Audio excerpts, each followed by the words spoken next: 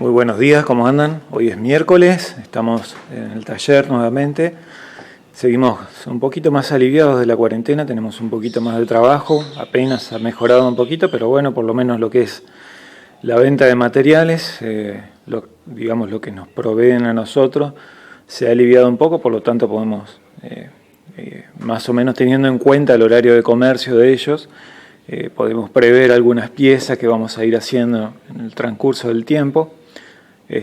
Acá, si bien esta semana hasta ahora no ha entrado nada de trabajo, sino que estamos, como hemos dicho en otras oportunidades, apostando cuando se termine o cuando se mejore un poco, se flexibilice o como quieran llamarlo, la situación, podamos entregar o por lo menos dar digamos un final a alguno de aquellos trabajos que nos han pedido y que bueno, por circunstancias de ahora de la cuarentena o por atraso nuestro quizás, han quedado pendientes y bueno, estamos tratando de terminarlos. En este caso nos encontramos en el torno wing, trabajando estos pequeños ejes. Hicimos estos pequeños ejes, estos son hechos con bulones niquelados, con anodizado, perdón. Son un poquito más resistentes, tienen un cuerpo más firme. Son de este tipo los amarillos, digamos, porque los blancos son un acero un poco más débil. Y como son unos pequeños ejes que tenemos que hacer, que va un rodamiento de 10 milímetros alojado, que es este que está acá. Un rodamiento 6000, ahí está, 10 milímetros por 26 por 8. ¿Sí? Van alojados acá, esto va dentro después de una pequeña biela. Y en la punta lleva rosca 3/8 NF por 24 hilos. Luego tenemos esta otra piecita que acá la hemos terminado, que es la que estamos maquinando en estos momentos, que es prácticamente lo mismo, solamente que en la punta lleva una rosca de media pulgada por 12 hilos por pulgada. Después tenemos que hacerle dos caras acá para una llave de 3/4 y 19 milímetros, 19,05, y aquí también lleva el ajuste para rodamiento, que es prácticamente medida con medida, y acá lleva un poquito una rosca fina también, 3/8 NF, 24 hilos por pulgada. Es una piecita chiquita, no son muchas, esto lo vamos haciendo entreteniéndonos, digamos, de a poquito, y bueno, en este momento estamos usando principalmente lo que es el inserto TNMG de radio 08 para hacer las pasadas. Lo estamos llevando a unas 650 revoluciones, un avance lento de 0,07 milímetros, sobre todo en la parte, para sacar esta parte. Primero, mejor dicho, lo que hacemos primero es la rosca de media pulgada, como que se ve ahí, ¿sí? Con centro en los ambos lados primero hacemos, luego hacemos la rosca, lo que nos da el tope para luego tener este tope ya definido para dar después los largos. Estamos usando, mejor dicho, el punto giratorio con puntas intercambiables. Este es el modelo, marca Vertex BLC 314. Este es un lindo, creo que fue una muy buena compra, una linda comprita, ya que te alivia mucho lo que son, por ejemplo, los trabajos roscados en diámetros pequeños. Esta punta que tengo ahí puesta no es la más chica, no, exactamente, no es la...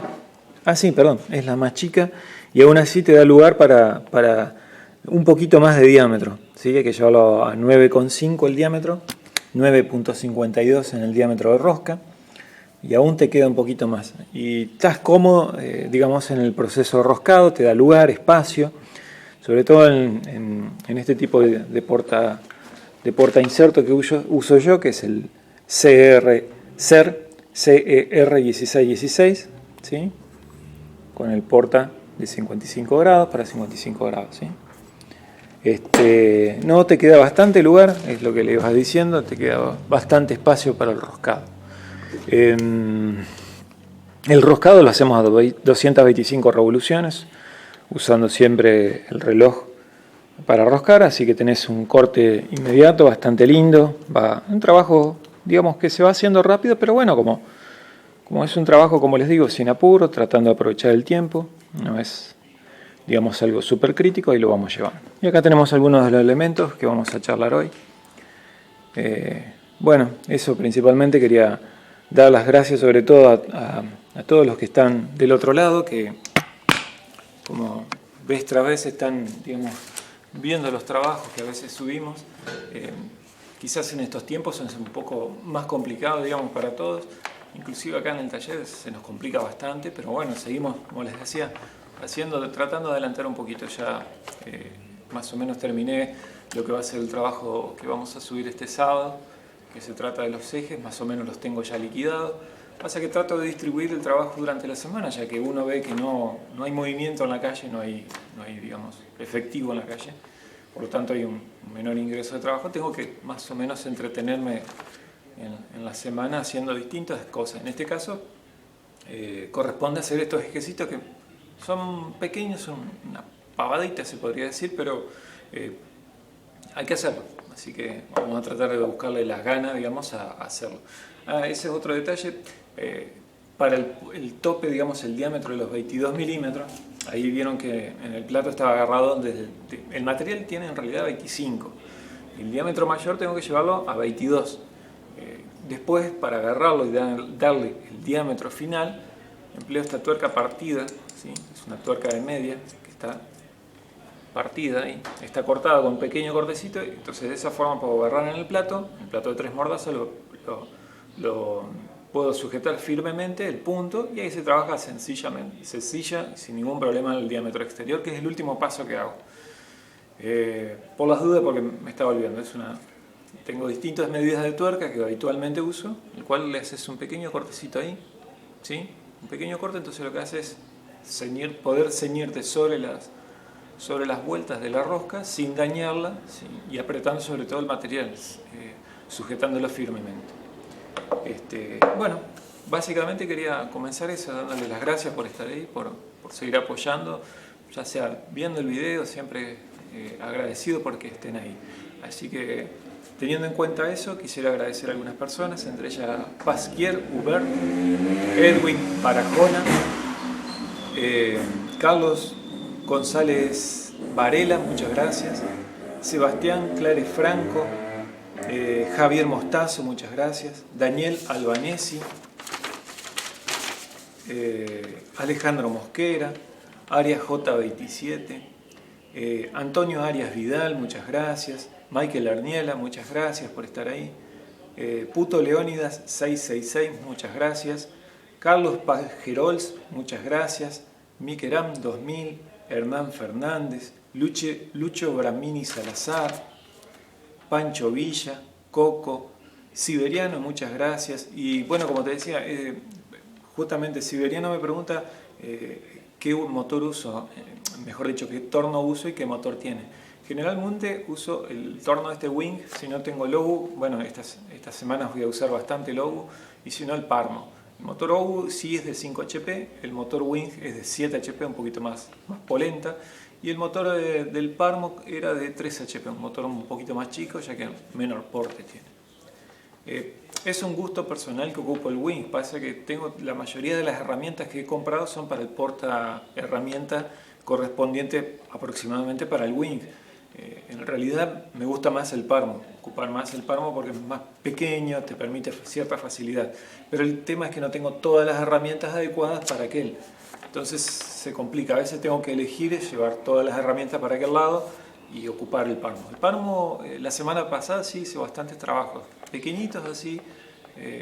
Ahí el otro inconveniente que tengo del Parmo, el plato de 3 mordazas es el combinado, o sea que cada vez que tengo que sacar tengo que hacer un trabajo recentrado.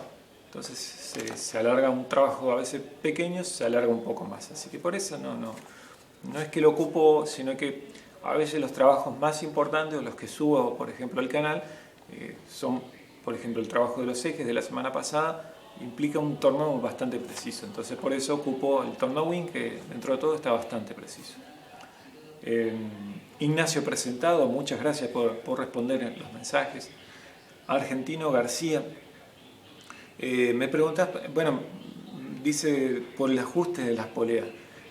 Mira, es un trabajo a veces medio complicado encontrar el ajuste correcto, eso te lo da la experiencia, digamos. Es un ajuste, digamos, hay que entender también el trabajo de la polea. El trabajo de la polea es transmitir potencia y velocidad, no como un trabajo de un piñón. El piñón transmite potencia, un trabajo más alargado, pero también el piñón a veces tiende a tener, por ejemplo, un retorno del trabajo. A veces se traba la máquina y tiene que volver para atrás, entonces tiene que ser un ajuste un poquito más firme que en el caso de la polea. La polea, por lo general, y en motores de alta velocidad o para grandes prestaciones, se va asegurada, por ejemplo, con lo que es una chaveta. Y últimamente les he recomendado lo que es el mango de sujeción, que también es apropiado para las poleas, porque justamente giran en un sentido.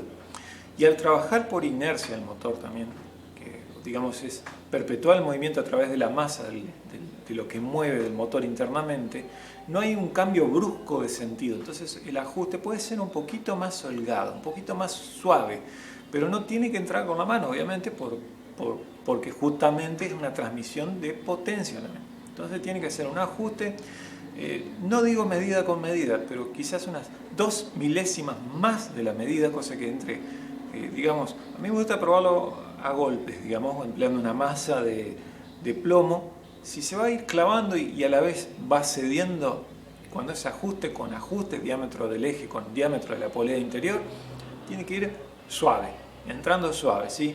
Como si fuera un poquito más suave que el ajuste de un rodamiento, ¿sí? Por eso enfatizo a veces mucho el uso de los manguitos, ya que el manguito te alivia mucho ese trabajo, te lo hace muchísimo más rápido, y aparte el ajuste no es tan crítico porque se lo das vos con el torque de los prisioneros que sujetan. Así que un manguito, si uno quiere, digamos, dejar un buen trabajo terminado, que tiene uno dudas con respecto al diámetro, porque a veces te pueden decir, haceme una polea para un motor de, qué sé yo, 25 HP, que es un motor grande, que si uno llega a errar en lo que es el ajuste del eje, puede acarrear problemas muy grandes. Uno se fija en la tabla, digamos, el diámetro, y el manguito te absorbe cualquier diferencia, ya sea porque sea un motor usado, porque tenga algún problema, lo que sea. El manguito te absorbe mucho lo que es digamos, el desajuste que haya. Ahora, si vos tenés el motor, como en este caso que tenemos acá atrás, ahí, eso te simplifica mucho la labor, pero también implica, como siempre les digo, que tengas un buen medio de control. Tenés que sacar bien la medida con el micrómetro, ¿sí? Copiar bien la medida. Bueno, fíjate el ajuste del micrómetro. Cuando vos ves que el micrómetro tiene que permitir que se mueva, el micrómetro tiene que moverse, no puede quedarse clavado porque significa que estás forzando el mecanismo de medición, tiene que moverse. Y ese es el ajuste que tenés que transportar en el alesómetro o el medio de control que vos tengas para transportar la medida. Alesómetro, telescopín, un compás, lo que vos tengas a mano. Una vez que tenés eso, luego de que llegues a la medida, es darle el toque personal, le digo yo. O sea, ese es el ajuste que a vos te convenga. En mi caso, no llega ni siquiera a 2 milésimas de milímetro, calculo yo, ¿sí? Por cómo se mueve el alesómetro. Es nada. Es un poco más, entra un poquito más suave que el ajuste sobre el eje de un rodamiento, ¿sí? Vieron que el ajuste de un eje de un rodamiento va un poquito clavadito, ¿sí? Tiene que ir clavado. Entonces el ajuste para una polea de transmisión de potencia tiene que ser un poquito más holgado. Puede ir un poco más suave, pero tiene que ir clavado. En poleas pequeñas, bueno, obviamente tenés un ajuste un poquito más apretadito porque tenés menos superficie de contacto, ¿sí? En el caso de poleas grandes como estas, inclusive vos podés dejarle un espacio en medio porque la polea justamente no va a ser fina, va a ser correspondiente al tamaño y longitud de eje útil que tenga el motor. Entonces vas a tener una polea con una buena superficie de contacto interior. Podés llegar a jugar con el ajuste, dándole un ajuste inicial, ponerle, si la polea tiene un largo de 120 milímetros de masa de ajuste en la polea, podés hacer que 70 o 50 milímetros entre suave, cosa que facilite la colocación y el centrado. Y en el último tramo, de los 90, 80 milímetros restantes o 70 milímetros restantes, puede entrar, digamos, con el ajuste correcto, el ajuste un poquito más firme, ¿sí? Acordate que cuando más grande la polea, es más difícil confundir el ajuste con el mal centrado al colocarlo, ¿sí? Mi consejo, por lo menos de la forma que yo hago, siempre es tratar de darle por lo menos un 15% a la entrada, una pequeña franja, digamos, para lograr que la polea se acomode en su lugar, suavemente, que entre suave, ¿sí? Que se acomode, que puedas llevarla hasta un punto donde diga, está bien centrada, y ahí empezar a jugar con los valores para que se vaya clavando un poquito más. A mí me costó muchísimo lo que es el ajuste de poleas, de piñones, diferenciar lo que es rodamiento. Creo que es una de las cosas más complicadas porque es darle el toque personal a veces. Es aprender, digamos, diferenciar los distintos elementos de máquina, ¿sí? Y ahí entrar a jugar con los valores para que te queden lo más correcto posible. Obviamente que el tiempo, las máquinas que uno hace, el cliente que viene y te dice, mirá, se me complicó un poquito el juego del rodamiento, tuve que cambiarlo enseguida, en vez de durar un año, duró 8 meses, 6 meses, entonces eso te da un indicativo del ajuste. Es un tema a veces no muy fácil de llevarlo a la práctica, pero que se aprende, digamos, ¿sí? Así que no es algo tan difícil argentino, es practicar, nada más. Y gracias igual por tus palabras. Alonso García Pinto, gracias. Antonio Gutiérrez Barba, muchas gracias por estar ahí. Aníbal Achondo, Diego Efio, Alonso Mato, Francis Cortés, muchas gracias. Hub Wing, muchas gracias. ASM, muchas gracias. Carlos González Varela, muchas gracias. Y Javier Rodríguez, muchas gracias por estar ahí, chicos. Les agradezco muchísimo que siempre dejen sus palabras, sus comentarios y sobre todo la visita al canal. Para un poquito la cámara y ahora charlamos un poquitito. Bueno, ahora sí, yendo directamente al grano, vamos a contestar algunas preguntitas que siempre les digo, en mi experiencia. No es algo a rajatabla, no está en los libros, algunas cosas sí, otras las fui aprendiendo de libros y de otras experiencias o facilitándome a través de los trabajos, ¿sí? Por ejemplo, Gavino Carrasco Félix me pregunta cuál es la función del papel. Eso es lo que a veces uso para aproximar la herramienta, digamos. Lo miramos acá con este caso en el torno. El papel que empleo yo tiene un espesor, en este caso tiene un espesor de 1/10, ¿sí? Lo que hago yo con eso, por ejemplo, es lograr la aproximación mínima por dos motivos, ¿sí? Lo tenemos ahí el material, en este caso el torno está neutro, o sea que no va a girar. Y si vos querés lograr una aproximación mínima, digamos, para realizar una pasada, vas arrimando el carro transversal, vas moviendo el papel hasta que en un momento queda sujeto, ¿sí? Ahí ya queda libre, entonces le damos inicio y ahora le hacemos 1/10, 7, ahí va media décima, 6, 7, 8, 9 y ahí está. Al tener, digamos, definido cuál es la aproximación mínima, en este caso empleando un papelito de 1/10, podemos darle sin errar una pasada sobre la pasada, ¿sí?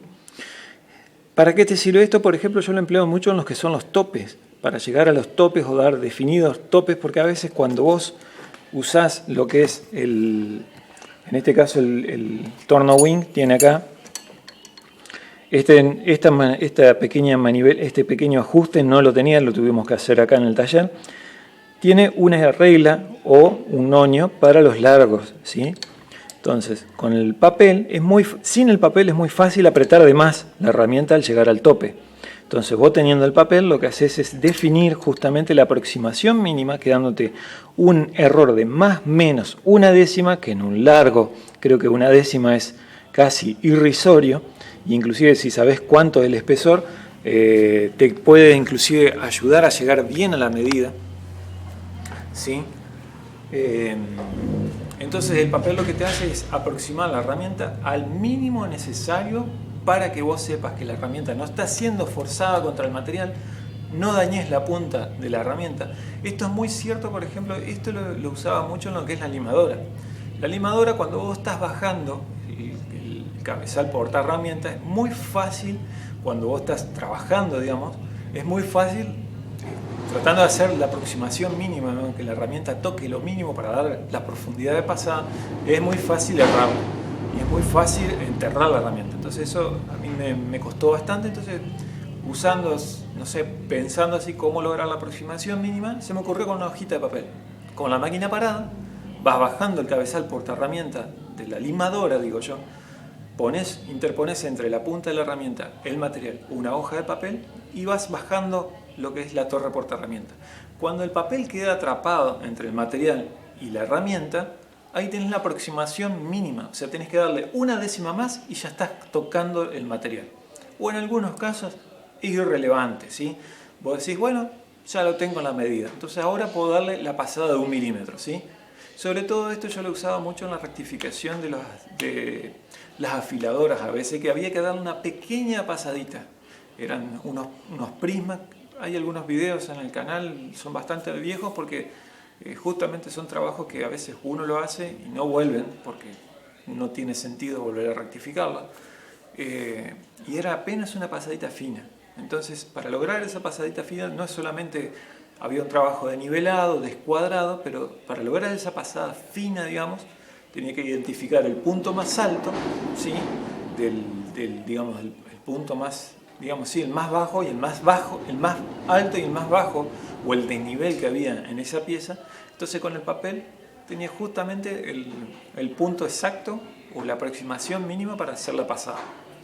En la fresadora también lo usé, pero en la fresadora hay una diferencia. En la fresadora, en el caso de estas fresas de inserto como esta, ¿sí? Que tenés, cada inserto tiene la característica que a veces no se gastan todos parejos. A veces se gasta uno más, uno menos, a veces tenés intercalado entre los insertos algún filo nuevo porque tuviste que dar vuelta justamente el filo o no. Entonces, en este caso los insertos en las arañas de este tipo, para lograr la aproximación mínima, lo que hago es girar el cabezal, es hacer que funcione. También con las fresas de HSS, las redondas, las tipo rueditas, las traigo y así queda claro de cuál. Acá estamos. De este tipo de insertos les digo, ¿sí? Estas son las insertos tipo, las fresas tipo ruedita o de HSS, que son para ranurar. Esta en este caso tiene 12 milímetros por 75 milímetros de diámetro. Y bueno, al colocar, al aproximar, digamos, para lograr la aproximación mínima de lo que es la herramienta con respecto al material, a mí lo que me gusta hacer es hacer que la fresa trabaje normalmente, que entre a funcionar del eje. Entonces, lo que coloco, como les decía recién, es entre la fresa y el material un pedacito de papel. Con esto girando, con la herramienta cortante girando. ¿Por qué? Porque a veces puede haber una pequeñísima diferencia en el diámetro, ya sea por el afilado, por el eje, por los separadores. Inclusive cuando vos colocás separadores que están mal frendeados, tiende a haber un pequeñísimo desvío. Entonces a veces, si necesitas hacer una pasada bien finita o con una medida determinada, pones la fresa en movimiento, pones un papel intermedio y haces que gire un poquito más rápido la velocidad de giro que la normalmente recomendada para el tipo de material que vas a cortar, ¿sí? ¿Por qué más rápido? Porque entonces si hay un punto álgido, lo va a tocar, digamos, en lo inmediato. Si lo pones a la velocidad que tiene que trabajar, que es un poco más lento, tenés que dejar el papel un poquito más registrando dónde está el punto de mayor desnivel, ¿sí? Bueno, una vez que está apretado, digamos, el papel te lo lleva, lo pones de atrás al papel y una vez que toca el primer filo, digamos, o el desnivel más alto que tenga la fresa, te lo va a llevar al papel. Y en ese punto es el cero, digamos, es el punto donde vos podés decir, bueno, ese es mi punto de referencia para hacer la pasada. En el caso de las fresas, en el caso de este tipo de fresas, ¿sí? De las tipo cilíndricas, de 2, de 4 o de 3 filos, lo que hago es, por ejemplo, estas de 4 filos, con respecto al material, lo tiendo a colocar de esta forma, ¿sí? Si el material, digamos, está así, lo que hago es coincidir longitudinalmente con el eje 2 filos, ¿sí? Y aprieto esos 2 filos, ¿sí? con el papel. Si fuera de 3 filos, trato de colocar los filos atravesados, digamos, que te queden atravesados, cosa que el papel presione los 3 filos en lo posible. Y si es de 2 filos, trato que los 2 filos coincidan longitudinalmente con el eje para apretar los 2 filos. Eso es para que justamente si hay algún error, porque a veces las fresas al reafilarse pueden tener un filo un poquito más cruzado que el otro, traten de apretar en promedio todos los filos o por lo menos 2 filos, ¿sí? Entonces vos tenés el material de esta forma, el filo, los 2 filos cortantes o los 2 labios cortantes, hacerlos coincidir y aprieto el papel. En este caso sí, no lo hago girar. porque estas son un poquito más delicadas y, no sé, es mi gusto personal. En este caso sí, hago coincidir el filo, ya que también es más fácil de afilar, ya que uno al afilar estas tiende a rectificar los filos. O sea, por lo general es medio difícil que estas fresas queden con algún filo desigual. En este caso sí, porque a medida que se van gastando, tiende a quedar un poquito más bajo una y otra. Entonces es más difícil lograr un promedio de apriete, digamos, o de registro con el papel. En este caso, al ser una fresa más pequeña, y por lo general las afilan bien, tenés una forma fácil, digamos, de buscar el cero. Y bueno, por eso, la función del papel es lograr la aproximación mínima sin romper el filo, ¿sí? Sin romper el inserto, ya que vos apretás un papel, el papel es un material de sacrificio, o sea que resiste un poquito más y te das cuenta enseguida porque queda atrapado y ahí es el punto. Ahora, si vos vas bajando la fresa, supongamos esta fresa contra el material, y puede llegar a, digamos, puedes romper el filo, básicamente, ¿sí? Empleando el papel es una forma de cubrirte, ¿sí? Y de lograr una buena exactitud en un tope, en una medida. Para mí es la forma que más me ha funcionado y en la limadora es muy exacto en ese aspecto. Así que, Gabino Carrasco, espero haber más o menos contestado tu pregunta. Hay muchísimos libros de textos antiguos, viejos. Las mecánicas populares enfatizaban muchísimo lo que es el uso del papel para lograr la aproximación mínima, ¿sí? Algunos usaban hasta una reglita o un fleje de acero, ¿sí? Entonces el fleje de acero, una vez que quedaba como a forma, como si fuera una sonda, ¿sí? Un fleje finito de 1/10, de 5/10, y ya al momento que lo apretaban, ahí ya tenían la referencia para seguir continuando el trabajo. Pepe Ruiz me pregunta cómo alinear o centrar el contrapunto con respecto al torno. Bueno, básicamente en el libro Casillas, que lo tengo acá, por eso lo traje, en su parte final, en la página 500, creo que era, a ver, por acá, acá está, 580, sí, dije bien. Tenés desde la página 577, tenés lo que se figura acá, verificación de máquinas y herramientas. Tenés ahí distintos tipos de verificaciones que podés hacerle al torno, ¿sí? Con distintos tipos de medidas o holguras o tolerancias que tenés para medirlo. Te recomiendo que lo leas para ver qué es lo que necesitas específicamente centrar o tener en cuenta, porque a veces no es el contrapunto, sino es el plato, a veces que está un poquito desajustado. Te explico lo que es para el contrapunto. Utilizo esto. Este es un eje que tiene unos 350 milímetros de largo, tiene separado al medio unos 25 centímetros más o menos, 375 creo que tiene, 375 y unos 25 centímetros o 250 milímetros separados, estas dos ruedas de aluminio. Tiene el centro en ambos lados colocado y lo que uso para alinear, ya sea el torno wing, el Parmo o los otros tornos, con el contrapunto es empleando el cono de usillo, o sea, sacando el plato y colocando el cono de usillo y un punto fijo en el usillo, ¿sí?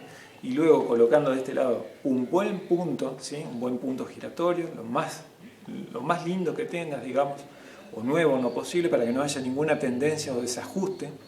Lo que hago es tornear, haciendo una misma pasada, este diámetro y este diámetro, ¿sí? Y se mide con un micrómetro bien, empleando una buena medición, y en el caso de que estén centrados tanto lo que es la línea de usillo con el contrapunto, estos dos diámetros tienen que tener exactamente la misma medida. O una pequeñísima diferencia, porque esa pequeña diferencia puede ser por el tema de la bancada, pero muy pequeña. Ahora, si tenemos, por ejemplo, una diferencia, este diámetro es más pequeño que este, significa que el contrapunto está, digamos, tirado hacia el lado del operador. Entonces lo que haces es ir corrigiendo, empujando el contrapunto. Es como, digamos, te das una idea como si la línea estuviera cruzada hacia uno, ¿sí? Hacia el lado del operador. Vamos a verlo así. Vamos a mirarlo acá mejor en el torno. Supongamos que tenemos puesto el cono de usillo y demás. Bueno, si tenemos una diferencia de que este diámetro es más pequeño que este, es como si el eje estuviera de esta manera. Al estar de esta manera va a comer más, va a hacer una pasada un poquito más y acá apenas va a rozar el material. Entonces lo que hay que hacer es empujar el registro de la contrapunta, ¿sí? Para aquel lado. ¿Cuánto? Se toma la diferencia de diámetro, se divide por 2 y empleando un reloj comparador, ¿sí? Apoyado sobre la contrapunta, ¿sí? Se apoya sobre la contrapunta. Vamos a mirar un poquito más, ahí está. Vamos a correr un poquito la cámara. Bueno, lo que se hace es aflojar la contrapunta, ¿sí? Se libera la contrapunta, en este caso tengo un trabajo, así que no lo voy a hacer. Se libera la contrapunta. En este caso se afloja también, pero no es necesario retirar, es aflojar el conjunto, ¿sí? Se pone un reloj comparador acá y se avanza, o se empuja en este caso, el contrapunto, como dijimos, la mitad de la diferencia que tengamos entre los dos diámetros, ¿sí? Aproximadamente. Más vale empujar un poquitito menos, unas centésimas menos que más, ¿sí? Siempre es preferible empujar un poco más que volver para atrás y volver a empujar. ¿Por qué? Porque hay una diferencia, digamos, está lo que se llama el backslash, o vendría a ser digamos, el juego interno que pueda tener la rosca de la contrapunta, y a veces es muy difícil, digamos, volver a los valores anteriores. Es preferible dar un poquitito menos. Si tenés una diferencia, por ejemplo, de 2 décimas, dale 1 décima y media, empuja 1 décima y media, ¿sí? Y hace otra pasada de control. Para hacer la pasada de control, ajustamos nuevamente los registros que tengamos de la corredera de la contrapunta, ajustamos la bancada, apretamos nuevamente el punto en el lugar que tiene que ser con nuestro patrón para lograr la pasada, y apretamos ahí recién el freno del punto, ¿sí? Y ahí hacemos otra pasada. En el caso que nos quede, por ejemplo, en la primera pasada, nos quede, por ejemplo, el diámetro de este es un poco más chico que este, significa que el punto está así, está en la línea corrida en este sentido. Entonces tenemos que empujar o traer el punto para este lado. Es lo mismo, se toma la diferencia, se divide por 2 y se empuja o se trae el contrapunto un poquitito menos que la diferencia, ¿sí? Como les decía, preferible hacer otra vez la operación de empujar o de traer que volver para atrás y volver para adelante, ¿sí? Porque tenés el desajuste interno es muy difícil darse cuenta en el caso de la contrapunta, porque es un objeto, digamos, bastante pesadito en algunos casos, y es difícil sentirle, digamos, cuando está empujando o trayendo. Entonces, hay algunos tornos que tienen una escala atrás graduada al costado, y ahí podés llegar a marcar algún valor, alguna línea. Ahí lo vamos a ver. Ahí está. Tiene una pequeña escala ahí regulada, que uno puede llegar a marcar por las dudas antes de llegar a hacer alguna operación para volverlo y volver a empezar de nuevo. Pero la pasada de control, o sea, el torneado de los dos apoyos, vas a tener que hacerlo, ¿sí? En este caso, como pueden ver, está centradito al medio, y este fue controlado por este medio. Bueno, ese es el consejo que les doy. Este patrón, que son 2 rueditas de aluminio, le haces una pasada. Estas 2 rueditas de aluminio tienen ahora unos 74 milímetros, 75 milímetros, bastante grande como para, digamos, poder usarlo bastante seguido si es necesario. No hay tanto drama que se vaya a llegar a gastar. Están ajustados medida con medida, ¿sí? Entran a golpecitos. Igual les puse una gotita de Loctite para, digamos, que queden ahí sin que haya ningún problema. Y como les digo, pones entre puntos, un buen punto giratorio en este lado, nuevo en lo posible, o que te presten algún punto nuevo, porque justamente si hay una tendencia en un punto viejo, te la va a copiar. Un pequeño, digamos, desbalanceo, un pequeño descentramiento que tenga por el uso, por el rodamiento mal estado, lo que sea, te lo va a copiar y vas a tener una mala lectura. Entonces, un buen punto nuevo en lo posible. El cono de usillo, limpiar bien el usillo, sacar toda la mugre, colocar el cono de usillo bien limpito, ¿sí? Y poner un punto fijo, y si es necesario rectificar la punta del punto fijo, rectificarla antes de hacer la operación, ¿sí? Una pequeña pasadita a 60 grados. Colocás, en este caso le puse el perro de sujeción, torneás entre puntas, medís y ahí haces las correcciones, como les decía. Dependiendo del sentido en que tengas que mover, la mitad de la diferencia que tengan los diámetros, un poquitito menos, un par de décimas menos, para guardarte esa décima de comodín, ¿sí? Para no pasarte y volver para atrás. Creo que más o menos eso me ha funcionado bastante bien para regular lo que fue. Lo que más me costó, por ejemplo, fue el torno, el más viejito que tenemos, que es el torno OU. El torno OU tiene digamos, la bancada muy gastada, tiene una serie de, digamos, de baches y desgraciadamente no la puedo llegar a salvar. Entonces, empleando esto, cuando estoy trabajando un objeto o una pieza bastante cerca del plato, lo centro con esto. Cuando la pieza excede el largo, digamos, y ya entra a jugar lo que son las, digamos, las diferencias, tengo distintas medidas, distintas, digamos, marcas en la regla o la graduación que tiene el contrapunto, tengo distintas marcas que corresponden a distintos largos de material. O sea, para un material de 1,5 metros, ya sé que tengo que traerlo un poquito más para acá a la contrapunta, entonces me queda bastante parejo el diámetro. Pero es un tema de conocer el torno, que básicamente lo que hace es lo mismo que este método, ¿sí?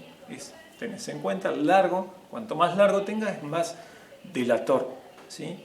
Elegí este largo porque es, digamos, para un torno en para un torno en buen estado. No tenés vibraciones, no es tan largo como para vibrar, es aluminio, es un material fácil de mecanizar, no necesitas tener una super herramienta ni un muy buen, excelente afilado. Lo que sí tenés que tener es una buena medición y luego tener cuidado al momento de mover la contrapunta. Creo que más o menos ahí sería Pepe Ruiz. Espero cualquier cosita que me digas cómo te fue y si tuviste algún problema. Seguimos. Fernando Lebrino me pregunta si coloco el reloj comparador en la limadora. No, en la limadora nunca usé el reloj comparador porque justamente tiene un dial o tiene un nonio, los dos, tanto el de elevación como el de movimiento transversal. La limadora tiene un nonio que también le hice una manijita para aflojar y ponerlo en el cero que yo quiero. Y es bastante exacto.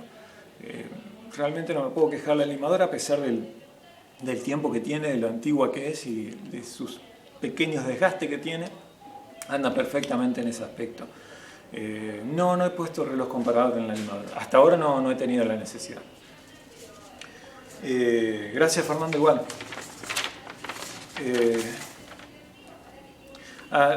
Luis, de Papeltec, Sociedad Anónima, pregunta: cuando utilizo para hacer los chaveteros, por ejemplo, el filo de la herramienta hacia arriba, ¿no se daña?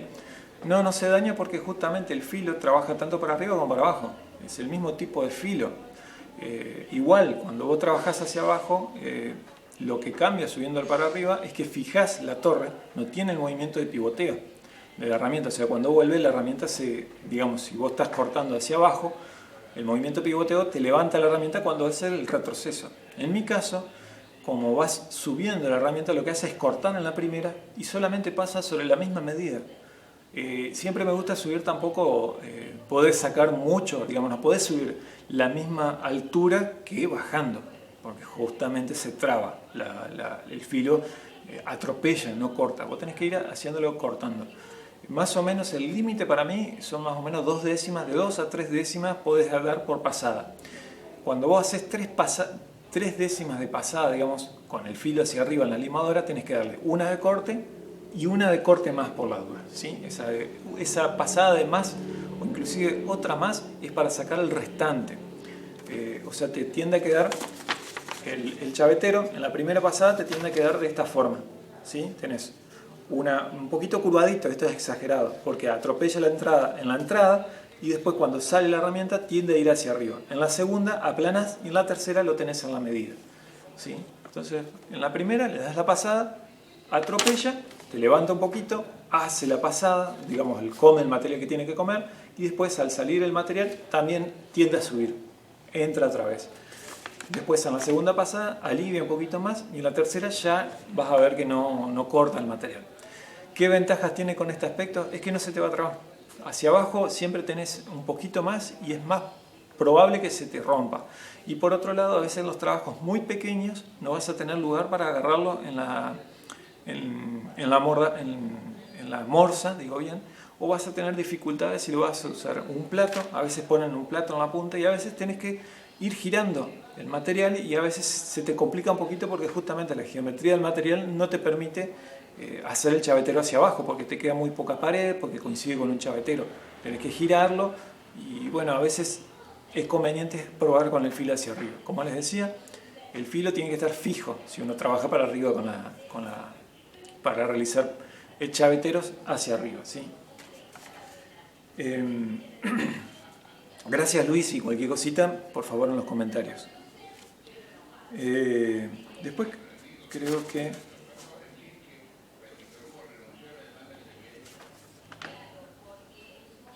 que nada más. Hoy tuve poco tiempo porque justamente hoy tuve que pagar las cuentas todo del taller y hoy salí un poquito, no salí muy preparado. Pero creo haber contestado casi todas las preguntas. Esto corresponde a lo que hicimos en el trabajo número 12, que eran unos separadores y unos chaveteros. Bueno, creo haber respondido todos. Trato de siempre, como les digo, responder desde la poca experiencia que puedo hacer dentro del taller. Hay muchísimos métodos, por ejemplo el de alineado de la contrapunta, hay muchísimas formas, depende cómo esté el torno también asentado, eso me estaba olvidando. El torno también, si no está bien asentado, no tenés forma de nivelar perfectamente, el torno también tiende a ser una pequeña tendencia. Sobre todo lo que son tornos pesados o en tornos pequeños. El torno pequeño también tiende a tener una cierta flexibilidad porque el cuerpo del torno es flexible, ¿sí? Entonces eso también hay que controlar cómo está nivelado. Tiene que tener patas regulables para que uno pueda nivelar perfectamente, tanto en sentido longitudinal como en sentido transversal al torno. Y luego sí, controlar cómo está el plato. El plato también, si tiene un pequeño digamos, descentrado el plato o las mordazas no están bien ubicadas, digamos, cuando uno coloca el material tiene su tolerancia, fíjense en los manuales de los platos, tiene la tolerancia de cuánto es el mínimo de descentramiento que provoca cuando apretás las mordazas. Eso también hay que tener en cuenta. Como les decía, el punto giratorio tiene que estar en buenas condiciones también. Si tenés un punto giratorio que tenés ciertas dudas, si ves que se hace un ruido cuando sentís como un ruido medio raro o tenés una sensación de ruido que está como que un rodamiento está, digamos, haciendo un poquito de ruido, cambiar rodamientos, poner nuevo o conseguirte un punto que sea un poquito más, que tenga una mejor calidad de rodamiento, ¿sí? Entonces de esa forma podés lograr la alineación de la contrapunta. Hay muchos factores y por eso te decía, ir al Casillas, que ese libro te va a explicar un poquito mejor lo que es los medios de control de todas las máquinas de herramientas. Y bueno amigos, los dejo, ha sido un placer estar con ustedes y bueno, espero que les sirva un poquito y como siempre, los medios de comunicación están abiertos y cualquier cosita, vienen abajo los comentarios. Nos vemos durante la semana y bueno, si todo va bien, el sábado. O el domingo, disculpen. Chao, nos vemos.